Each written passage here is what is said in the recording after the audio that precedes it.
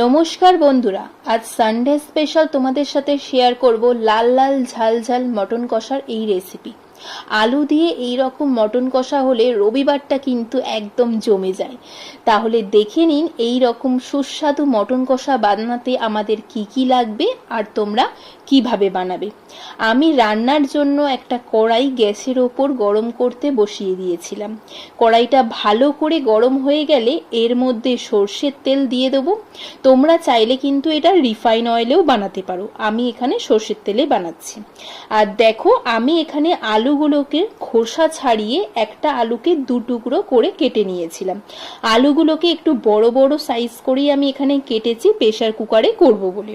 প্রথমে আলুগুলোকে নুন হলুদ মাখিয়ে রেখেছিলাম, তারপর এগুলোকে তেলের ওপর দিয়ে দিলাম লাল লাল করে ভাজার জন্য। আমি এখানে আলুগুলোকে 3 থেকে 4 মিনিট উল্টে পাল্টে ভেজে নেব। এখানে কিন্তু আমি আলুগুলোকে বেশি ভাজবো না। ভাজা হয়ে গেলে এগুলোকে আমরা একটা প্লেটের মধ্যে তুলে নেব। তেলের ওপর ফোড়নের জন্য শুকনো লঙ্কা, গোটা জিরে, গরম মশলা, তেজপাতা সব একসাথে তেলের ওপর দিয়ে দেবো। এরপর ফোড়নগুলোকে লাল লাল করে ভেজে নিয়ে এর ওপর কেটে রাখা পেঁয়াজগুলোকে দিয়ে দেবো। পেঁয়াজগুলো তেলের সাথে নেড়ে নিয়ে কেটে রাখা কাঁচা লঙ্কাগুলোকে ভালো করে মিশিয়ে নেব। পেঁয়াজটা তাড়াতাড়ি সেদ্ধ হওয়ার জন্য এর মধ্যে পরিমাণ মতো নুন মিশিয়ে দেবো। পেঁয়াজটা লাল লাল হয়ে গেলে এর মধ্যে কেটে রাখা টমেটোগুলো দিয়ে দেবো ভাজার জন্য 2 থেকে 3 মিনিটের জন্য। দেখো, টমেটোগুলো আমাদের গলে গেছে।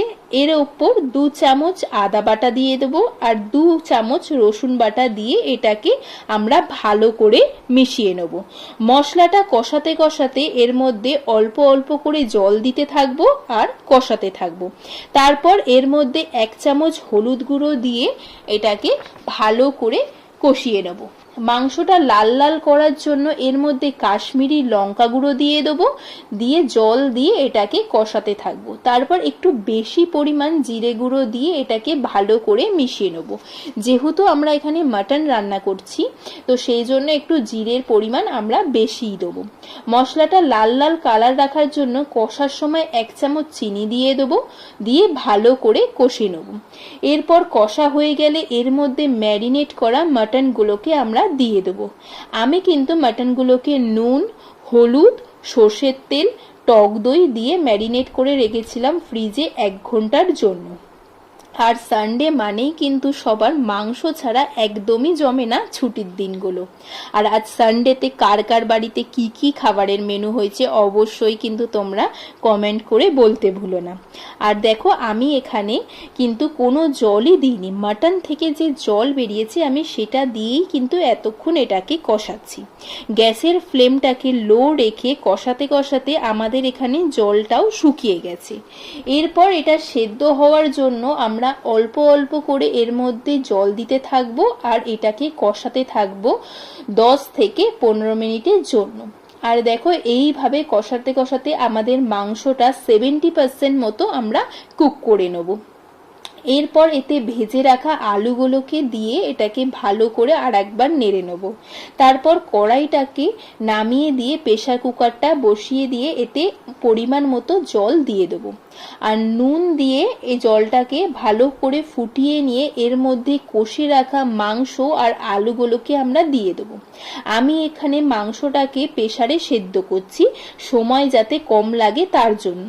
তোমরা চাইলে কড়াইতেও জল দিয়ে সেদ্ধ করতে পারো, কোনোটাতেই কিন্তু মাংসের টেস্ট একদমই চেঞ্জ হবে না আলাদা করে, শুধু সময়টাই কম লাগবে। এরপর ওর ওপর থেকে গরম মশলা গুঁড়ো ছড়িয়ে দিয়ে প্রেসারটাকে আমরা অফ করে দেবো সেদ্ধ হওয়ার জন্য।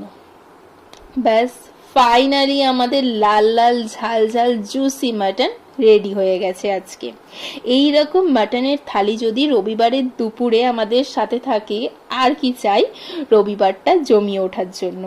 তাহলে ভিডিওটাকে ভালো লাগলে ভিডিওটাকে অবশ্যই তোমরা লাইক করো, কমেন্ট করো আর ভিডিওটাকে কিন্তু শেয়ার করো।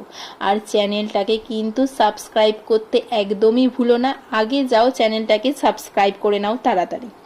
তাহলে বন্ধুরা, আজকের মতো টাটা, দেখা হচ্ছে আমাদের আবার নেক্সট ভিডিওতে।